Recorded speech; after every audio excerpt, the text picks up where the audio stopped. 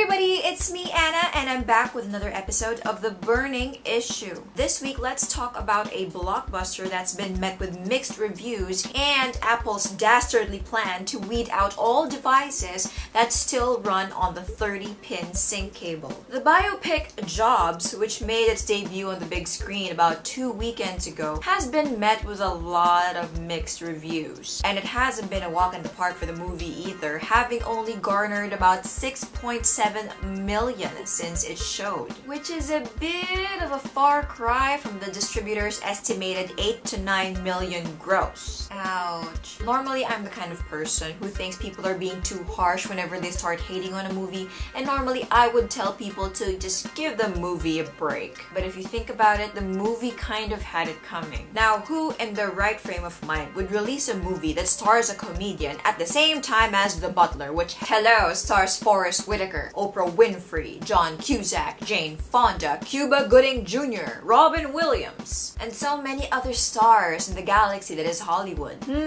Not the wisest move to make. Then again, you can't really blame the so-called flop of the movie Jobs on timing alone. I mean, I personally haven't seen the movie, but I did ask around and a lot of people are pinning the flop on just the general lack of hype. I mean, of course, there were trailers and ads that went around, but you know, they were the kind of advertisement that just pretty much showed everything the movie had to offer. So really, when you look at it, no thrill, no attraction. Even though some critics did commend Ashton Kutcher for his okay acting and, well, the overall physical likeness to the late Steve Jobs, some key people in Apple disclosed that they had a lot of issues with how Steve Jobs was portrayed in the film. They said the film put Steve Jobs' character in too glowing a light, and that the real Steve Jobs was, well, quite flawed. Well, you can't please everybody. But don't worry, you guys. Jobs' earnings are expected to increase once the DVD comes out, as with most biopics. Next, let's talk about some Apple buzz.